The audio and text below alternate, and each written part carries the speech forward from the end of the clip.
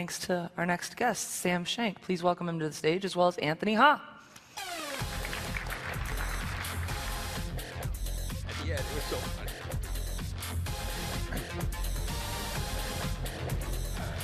All right, so I guess just to kind of get a sense of the audience, how many of you have actually booked a hotel room through Hotel Tonight? All right, so a decent number, but definitely not everyone. Well, I think we're actually going to show you how it works, in part because, Sam, you're going to Vegas after this, right? That's right. I'm flying right to Vegas, and I don't have a hotel yet. So okay, let's see how this goes. And he really does not have a hotel yet, so this could go really badly. Right, so let's. I mean, that's a sign of really confidence on his part. It's going to go perfectly. All right, so let's go to the demo. Here is tonight in Las Vegas, and so we're going to the phone now. We're going to the phone. Are we? Maybe. Well, just tell us a little bit about what should be happening. So, Hotel Tonight, what we do is we work with hotels that have empty inventory day of, and then now we've expanded to a week in advance, which we'll talk about. We provide the best deals for those hotels, and then we make it really easy to book. So what you're seeing right now is our collection of the very best hotels. We have probably about 50 hotels in Las Vegas, all the major hotels. They're all competing for the limited shelf space on Hotel Tonight. It's about 15 slots on Hotel Tonight. And we categorize them by these categories, these moods. So you've got solid, luxe, basic, something for everybody. But within those, they're all the very best of those categories. We quality control these, we screen them before they come in, and then we monitor their quality in the reviews before they come in. So do you have a favorite Vegas hotel?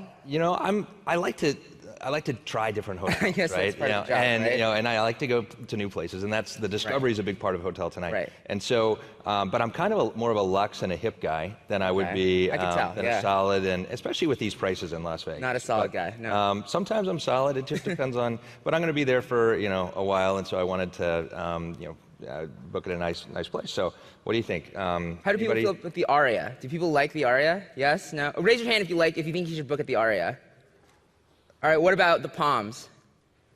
No. What about, I want to be on Strip.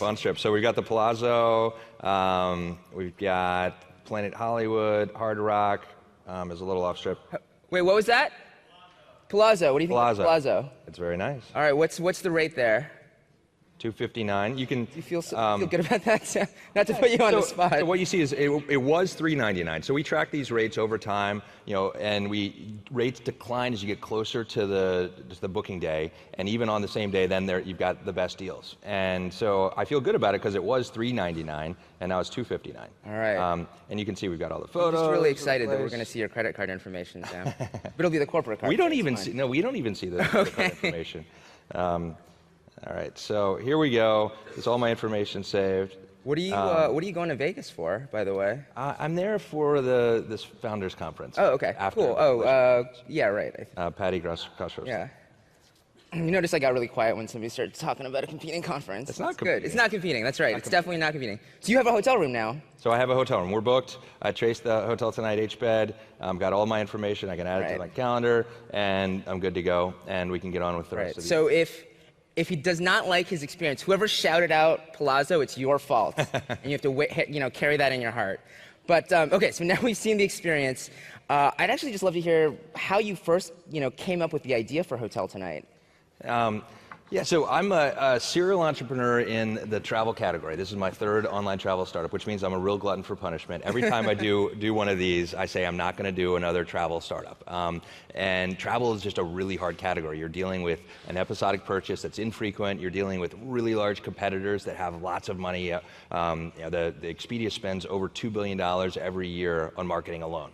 It is like we have spent about as much money in the entirety of Hotel Tonight as they spend in a day, right? So it is a brutally intense and competitive category. But you convinced me this was a terrible idea. And despite that, I saw this opportunity doing my second company called DealBase, which is a web-based travel search engine. And I started watching TV at home, and I was watching TV holding up the phone in front of me, and I was like, this is the next definitely the next great computing platform. As an entrepreneur, you wait for these big platform shifts, these new platforms that the incumbents haven't taken advantage of. And I went to the App Store, looked at the apps for hotel booking, and they were really, really bad, or if non-existent in the case of Expedia and Orbitz. And then the other apps were really, really bad and didn't bring anything new that took advantage of mobile. And when was this? This would have been like? This was in 2009. I started thinking about it, yeah. And so started thinking about what is new about hotel booking for mobile, started thinking about it's about really last minute, it's about then making last minute incredibly awesome, so really great deals, really great hotels, you don't, almost brain dead simple, you don't have to read through thousands of hotels and thousands and hundreds of thousands of reviews to find the right hotel for you, with all the quality control and curation ahead of time. And then the booking was only 3 taps and a swipe, which compared to, the big guys were talking about how great it was that you could book a hotel in under 5 minutes. I was like, 5 minutes, let's talk about 5 seconds, right? And so we built everything from the ground up for mobile, and that gave me confidence that we were going to be able to compete with really these large incumbent players. So you're talking about sort of, designing the experience for mobile. Did that all immediately go to, oh, and then it should be same day?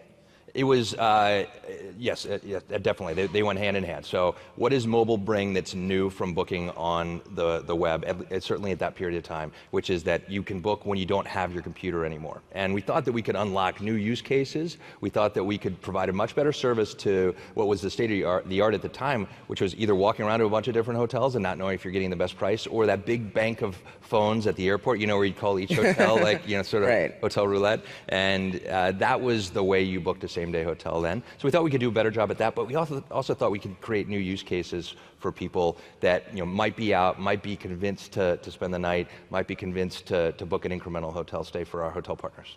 So given that, at least to a certain extent, you were thinking about sort of new, like you said, new use cases, what made you confident that it wasn't just, I imagine you probably talked to some people and they're like, oh yeah, this sounds like a great idea, but what made you confident that it wasn't just going to be a handful of people, but actually there'd be, a large audience that wanted to book hotels this way? Yeah, actually, we didn't know. Okay.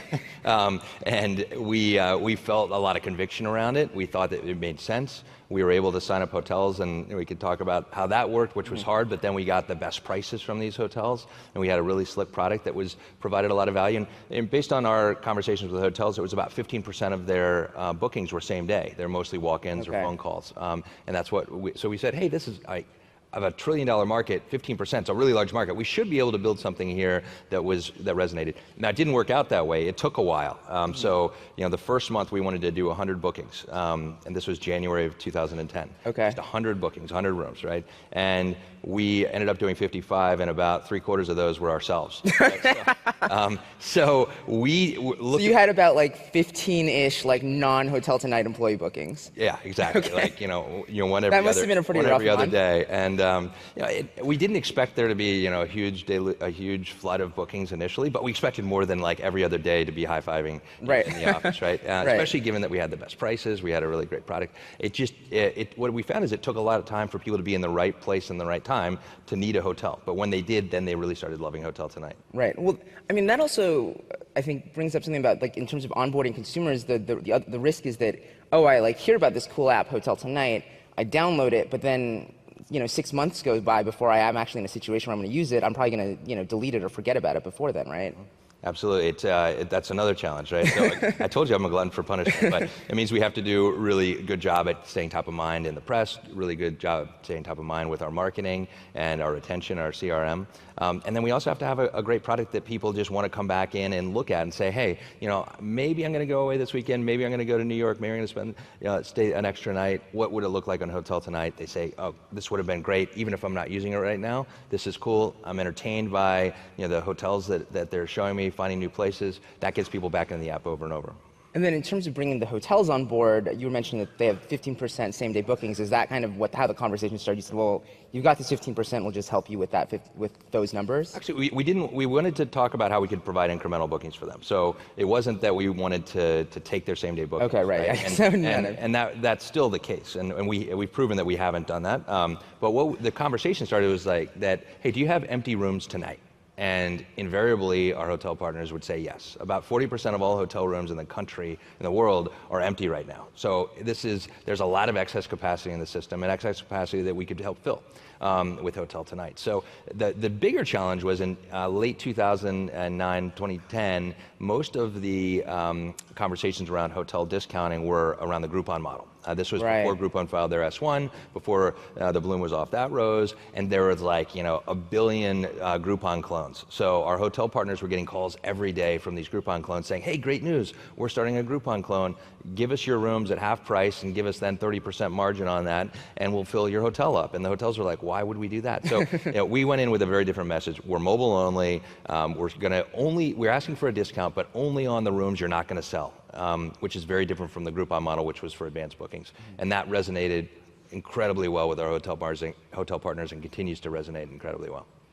So in talking about sort of that consumer onboarding experience, I mean, it sort of parallels my own experience where I think we probably talked a couple times like, this sounds cool, but I never had the occasion to use it until one time I got stuck in New York a day longer than I expected. I was like, oh yeah, I remember like Sam, like I'll download the app. And one of the things that really surprised me was that it was actually like a really good room. I think in my head, I'd assumed that since it's a discounted room, last minute room, that the hotels were just gonna give you, whatever the not great rooms were. Why wouldn't they just do that? I mean, well, you're kind of famous, so they probably that's true. They looked at my cloud score. Exactly. No, but one of the interesting things, we hear about people getting really great rooms through Hotel Tonight, and I think one of the reasons is because we don't compete with the hotel on their website for hotel bookings. We don't compete. You can't say, I booked at the Standard, had a really great stay. I'm going to wait to book on the Standard the next time I'm in New York. If you really want to book at the Standard, you need to go to the Standard website, for example, or the Yates or whatever. We always have something interesting, we always have something great, but it's a rotating collection of inventory, sells out, the next thing gets put in there, et cetera. So for that reason, when a Hotel Tonight customer shows up, a hotel sees that as a marketing opportunity. And if at that point they have 10 rooms available, you're checking in, say, at 6 o'clock, 8 of those rooms are the regular rooms, and 2 of the rooms are better quality rooms, maybe a suite even. Why not put you in the suite so that then you're more excited about coming back to that hotel directly next time? Mm-hmm. Yeah, that makes sense. And we also track the hotel quality scores, and if there is a problem with the rooms that people are getting into, we'll work with that hotel. But we want to make sure that, most importantly, that our guests are having a great experience, that the quality stays really high, and we work with hotel partners that also have that philosophy. So you mentioned that the first month you had 55 bookings. I assume you have more than that now.